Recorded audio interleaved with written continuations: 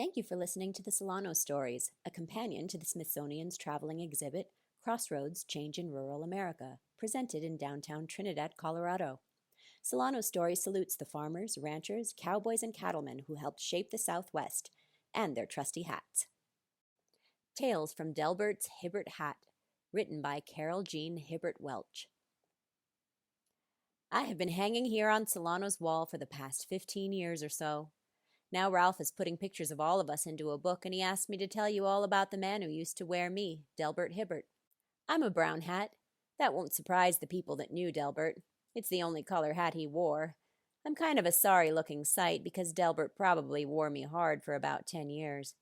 I started out as his good hat. He wore me to work as the outrider at the racetrack, and when he went somewhere that he had to look good. When I got a little worse for wear, he wore me every day. That meant for doing chores and such. This paint you see on my crown, it got there when he and Annie were painting the kitchen ceiling. As sloppy as he painted, I'm sure that was so. I figure I came to be here because Delbert ordered me right here at Solanos, probably in the mid-70s. You see, he never could go in and buy a hat off the rack. He had a little bitty head, and his hats had to be custom made. Most places don't carry a size 6 3/8 hat, but that's what he wore. Delbert wasn't a big man. He stood about 5'6" and had a slim build. He was always real proud of the fact that hard work kept him from getting fat. His small stature didn't dim his ability to do the job a big man could, or the amount of respect most folks had for him. One of Delbert's favorite sayings was, "God made big men and God made little men. Then he made equalizers." He knew in his heart what God had not given him in height, he had made up for in other ways. I came here because of Delbert Hibbert's grandson, Jim Welch. Here's how that story goes. Ralph had been after Delbert for a long time to bring an old hat in to hang on the wall. Delbert thought it was silly, so he never gave it too much thought, and Ralph never got a hat. Ralph really wanted one of Delbert's hats, so he took a different approach. He decided to see if the next time Delbert brought his grandkids in, he could get them to talk their grandpa into bringing in a hat. He knew Delbert's grandkids to talk him into just about anything. The next time he and Jim came in, Ralph told Jim that he would trade him one of Grandpa's old hats for 2 of the hat pins Jim collected. Jim talked Grandpa into giving Ralph one of his old hats, and he went home with the hat pins. Just for your information, Jim told me he still has them. Ralph said he wanted me to tell you about Delbert and his life.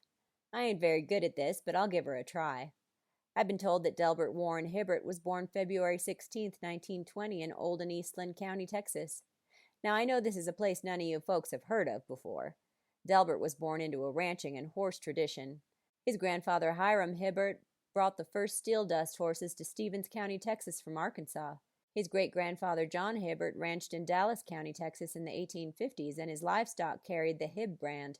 This is where the nickname that all the future Hibbert boys went by would come from.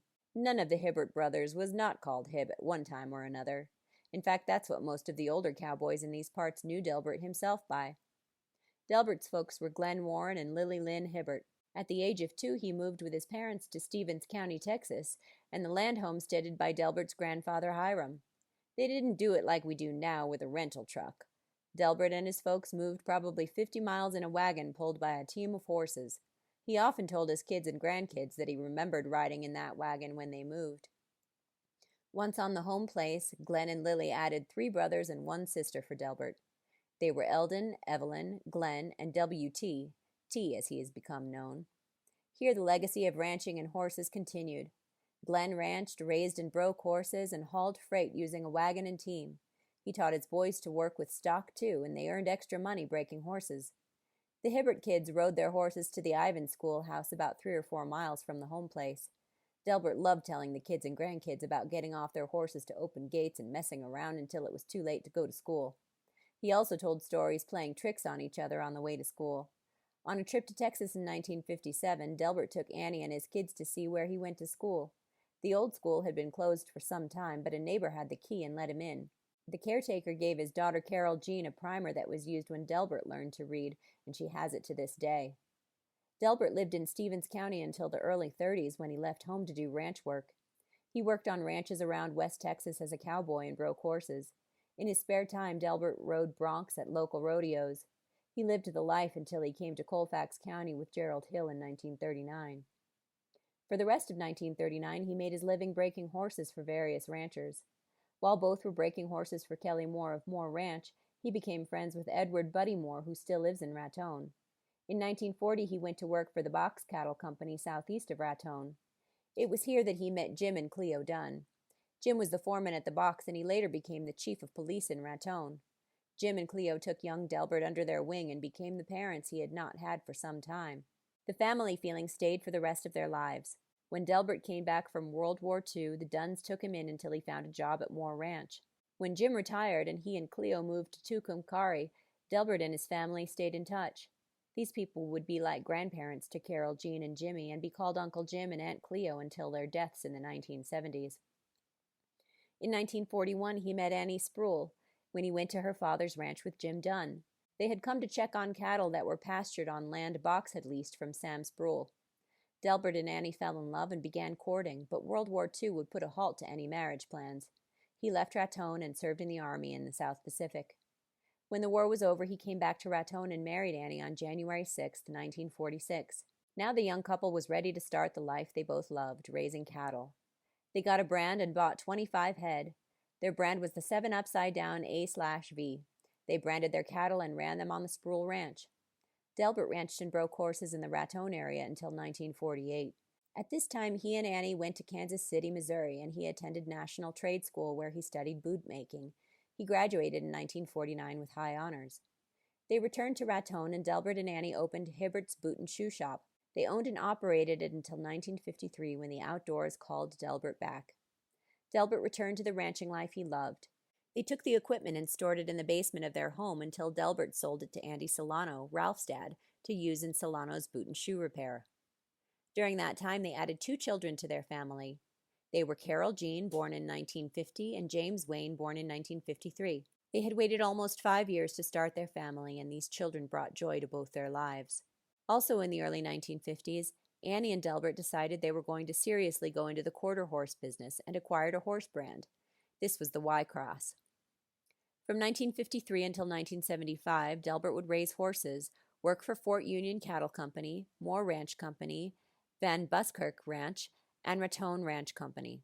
About 1960, he began his horseshoeing business. He shod horses at ranches in La Mesa Park until May of 1971 when he was kicked by a horse and broke his leg. After his leg mended, he did ranch work, ponied horses, and worked as the backup rider at La Mesa Park. In 1960, Delbert and Annie were to realize another dream. It had been Delbert's lifelong dream to have a place of his own and raise horses on it. The Hibberts bought the 7 acres that was George Mackey's place east of Raton. Delbert set about building barns and corrals for his horses, and Annie insisted there had to be work done on the house.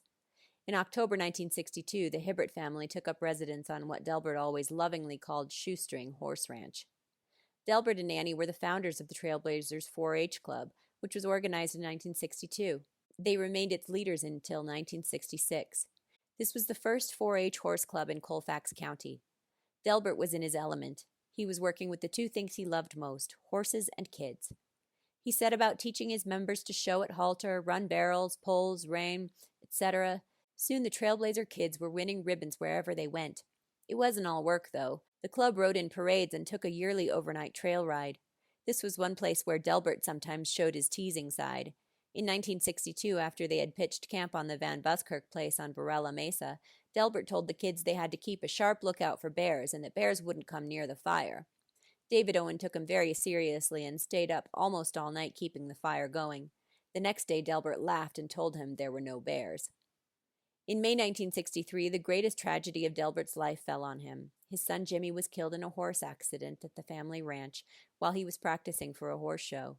This was a blow that took Delbert years to even remotely recover from. The grief was eased somewhat in 1969 when his daughter started dating Kent Welsh. He and Kent became good friends, and Delbert had a young man to do things with again. In 1971, he gave his daughter to this young man. In 1974, they gave him his first grandchild, James Kent. This was more salve for Delbert's pain. Then 2 little girls came along, Samantha Carroll in 1977 and Victoria Leanne in 1979. These 3 kids would be the light of his life until his death. In 1975, Delbert was hired as the outrider at La Mesa Park. This was a job he would hold until his retirement in 1987. The people in the stands soon would look for the man in the white shirt with the brown hat riding the good-looking gray sorrel-on roan horse, leading the horses onto the track. Delbert also knew that this job was much more important than that. He caught many a jockey that couldn't pull up his horse and saved him from going over the rail. George Jameson, longtime track maintenance supervisor, liked to tell this story. At the end of a race, George was sitting on his tractor waiting for the horses to leave the track. A horse got away from the jockey and he wasn't able to get him pulled up. George said it was a real runaway. The jockey was headed right for the tractor and harrow. George said he knew that they were going to hit the machinery before he had a chance of moving it. He said he knew that the jockey and the horse would both be killed. He didn't figure there was any way around it. Then there was Delbert in Old Blue. He caught the horse and pulled him up before he hit the machinery. George swore Delbert saved the horse and the jockey both. At the end of the day, if his grandkids were there, you could see all three of them piled on that old horse with Grandpa. They would ride with him to his trailer, and they would all head for home. The racetrack folks would all chuckle. They knew this was what Delbert's true love was. After Delbert's retirement in 1987, he and Annie spent their time visiting the grandkids and fishing. They enjoyed that time until Delbert was diagnosed with Parkinson's disease in 1990. It seemed his health deteriorated quickly from there. Annie and Delbert were forced to get rid of what was left of their horses because he couldn't take care of them anymore. It was at this point that two other important people came into their lives. Paul and Linda Grant had bought Pat Chavez's place behind Delbert and Annie. They were warm people who also raised quarter horses and felt the need to have these two older people in their lives. Paul and Delbert became fast friends. Delbert would tell him stories and Paul would listen for hours. As Paul and Linda's horse herd grew, they leased pasture from Delbert and Annie. If the weather was warm, they would walk outside and he would look at the horses over the fence. Then even walking became a chore. He had to be satisfied with the pictures and videos Linda brought. In the fall of 1993, the Grants bought a quarter horse stud named the Fame Game. They were proud of him and told Delbert all about him. He told Annie he sure would like to see that stud, but he figured he never would since the Grants had taken him to their other place in Kansas. When Paul and Linda brought him back to New Mexico, they surprised Delbert by bringing him over. Delbert went to the back door and was able to see this fine piece of horse flesh. Delbert passed on March 27, 1994. Annie, Carol Jean, Kent, and the kids were mighty grateful that he was able to be home because of the wonderful people at Caring Unlimited Hospice. He was able to spend the last days of his life right where he wanted to be, with his family. Whether it was riding broncs, breaking horses to team, ranching, breeding and raising quality quarter horses, being a husband, father, grandpa, or friend, Delbert was always a man who was loved, liked, and respected. Mr. Allen Worm once said to Annie after Delbert passed on, "He was the last of the real cowboys." I'm here to tell you I sure was proud to be his hat.